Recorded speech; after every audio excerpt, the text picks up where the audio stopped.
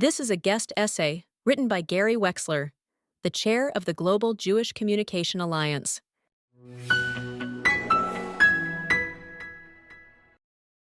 Two roads have diverged in the communication war between the Jews and our enemies, and I am no longer certain which should be the road less traveled. Should we aim for unity or diversity? In the beginning of August, I fell into this conundrum at a workshop organized by the Jewish National Fund for Jewish Organizations to collaborate on strategies for the next semester's actions across college campuses. While observing the sentiments of the participants in this meeting, the importance of the community choosing which road they will pursue emerged with what I now believe is urgency. Road 1. Can Jews create a wide, extensive, seriously collaborative culture, coordinating with one another, believing it is the only way to win this communication battle? Or Road 2. Do we assume, or even better, do we know that the Jewish world is too fragmented to ever create a wide, extensive collaboration? Instead, do we just evolve this communication effort with smaller funding coalitions, leaving the battle up to individual organizations, each one acting on its own creative spirit, competing with one another through a startup nation entrepreneurial culture? In attendance were leaders of major national organizations and smaller campus groups. The issue at hand is among our most important, knowing how the organized Jewish world functions and dysfunctions. I told Jewish National Fund that I intended to conduct a Zoom interview with every participant prior to the event. I wanted to get to know them personally and learn firsthand what they think is happening on campuses. It was quite an education. The interviewees first told me the valiant efforts they are struggling to implement in this fraught environment, the countless hours and weekends required, the volunteer recruitment needs, and their interactions with administrations. But then the conversations veered off into a topic I hoped would not come up during a time that I believe demands unity and participation at the highest levels, as well as the grassroots. I found that many organizations would not be sending their top people. Why? They had some concerns. Who is Jewish National Fund to be doing this? They asked. Why are they jumping in to organize this collaboration? We're the ones who organize collaborations. It's our role. We're the central organization in this effort, not Jewish National Fund. We've already held a collaboration. What will be different about this one? Here we are in an existential Jewish battle, and we are concerning ourselves with who is cooking the kugel and couscous that bring everyone to the table. And it is not as if Jewish National Fund, one of the largest, most highly funded, and extensive Jewish organizations in America, lacks the credentials. But I expected all this. My strategy was to allow the participants to get out all their resistances, so they could enter the retreat with an open mind. I explained the reasoning behind Jewish National Fund's plan and emphasized that they understand this was an urgent issue demanding a wide collaboration. And no one else had stepped forward to do it in a strategic and creative way, focused on communication ideas. Isn't this what a good Jewish organization should be doing?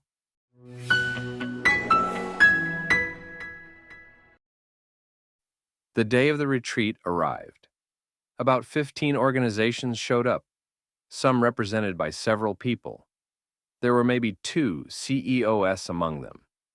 There were a few students and some Jewish National Fund staff members. There were also 10 Jewish National Fund donors.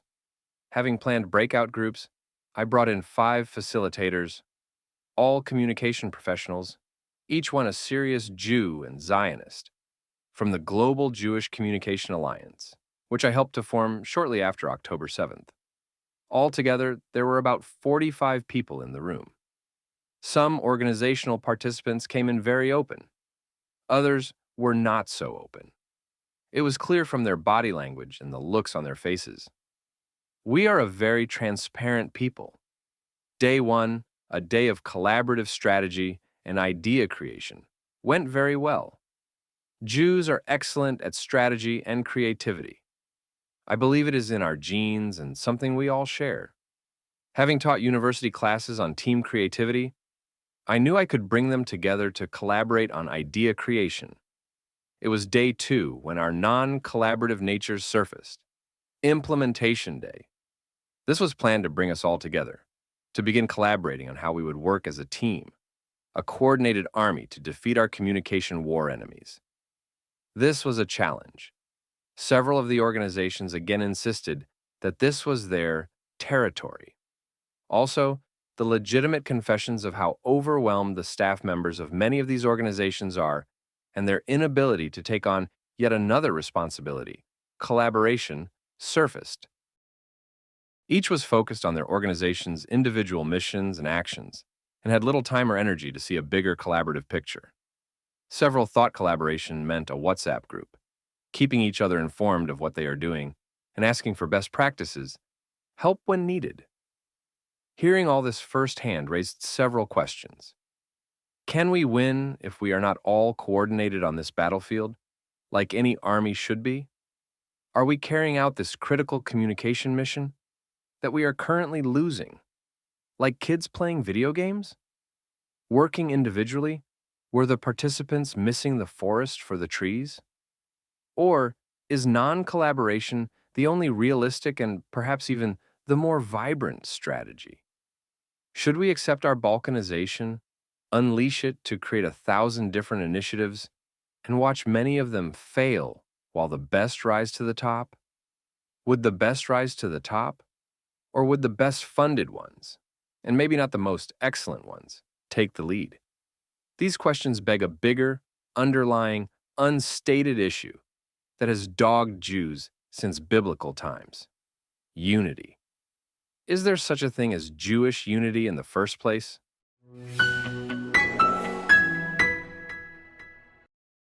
Maybe we do not need unity in normal times, whatever those are.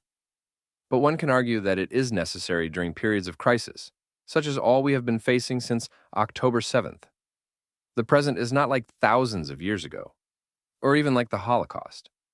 Technology has presented us with a new, more challenging landscape, where information, if you can call it that, spreads in minutes, gathering believers. Without unity, can we fight to win in this new environment? And with such a fragmented digital landscape, is unity just a pipe dream?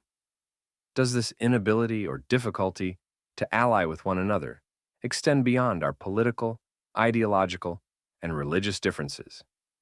It is possible we relish this internal disunity and feed it because it gives us a more significant identity inside the segmented tribal box. It could be that we are at our best when we have an internal Jewish opposition to rally against. Maybe this disunity is slowly destroying us, or is it nourishing us in some strange way? You could argue it is the silver lining that leads so many of us into Torah, looking for answers and then finding the different interpretations as our weapon to justify our very separate positions. Is it fortunate or unfortunate that disunity has become as much a part of our culture as reciting Next Year in Jerusalem has been? Maybe the joke, 2 Jews, 3 opinions, is not so funny anymore. Or is it an asset? Maybe the inability to collaborate in this communication war is about something else altogether. Maybe it is about the donors. Is it fueled by a donor-centric culture? Donors make the existence of all these organizations and efforts possible. What is their role in whether we collaborate or do not? Were many of the organizations in the room that day ultimately playing to their donors who were not even in that room? Is the expectation of their donors that they are funding the ultimate organization for the ultimate victory in this communication war? Do their professionals feel they have to deliver upon that expectation to their donors? Will an organization be able to raise more money if it is known to be the organization in the lead? Or was it that the organizational CEOs were not present and their representatives felt they could not make a collaborative move without the CEO's approval? More to consider. Can limited organizational coalitions, a few of which have formed, actually pull off this victory with their bureaucratic board member, benefactor, and donor governance procedures?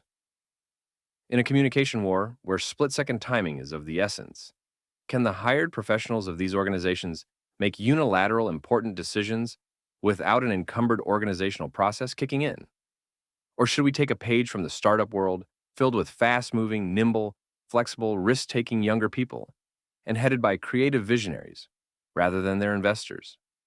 Will donors of the Jewish organizational world fund an entrepreneurial group with the tens of millions that are needed to begin competing against our opposition and give them the freedom to make decisions and act? Can foundations, who are already pumping millions of dollars into advertising agencies, win this communication war for us? Or are they trusting these agencies to apply their professional skills when many of them have no knowledge or passion for Israel and Jewish life? Perhaps the donors and the CEOs do not understand enough about communication and its importance to be making these decisions. They are not communication professionals. Communication has never been a funding priority in the Jewish world. Foundations always lumped communication training into a feckless bucket known as capacity building. But since October 7th, we have realized how adept our enemies are at communication. They understand its power, and they are using it to win the sympathies of a young global population, including Jews, many of whom are graduates of Jewish day schools, Jewish camps, and Birthright Israel programs. There is no denying its primacy.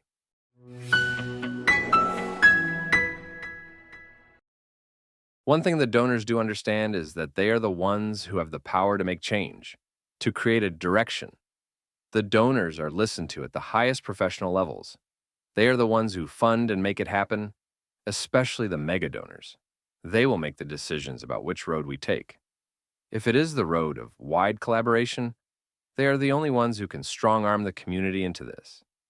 If it is the road of entrepreneurial startups, they will be its investors, giving it life. But as the enablers of the Jewish world, can enough of them find unity to forge a path? The creation of the Birthright Israel program 20 years ago happened because several megadonors forced the decision to make it happen, leading to the largest and most successful initiative in Jewish life at the time. Whichever road they choose to travel regarding the communication war, both roads will hold a lurking danger, ready to pounce. The bully participant, the bully executive, the bully donor. The bully is the one person or organization who believes they have the absolute answer to the communication challenge. There is no such thing as only one idea. So, whether it is across-the-board collaboration or a coalition, there is always a need to think together, to explore, to question, to evolve an idea as a team. Either way will require something difficult for the Jewish organizational world: culture change. Change the culture and elevate communication to a priority position. Consciously choose the path of either collaboration or individual entrepreneurship. Culture change is difficult because it does exactly what it says. It is the way things are thought about and done. It is deep work. October 7th was the first of the harsh realities forcing the Jewish world to see itself differently and create change. We can no longer thrive based on yesterday's organizational culture. Again, the only ones who can force it are the donors, because they make Jewish organizational life possible. Let's look at an example.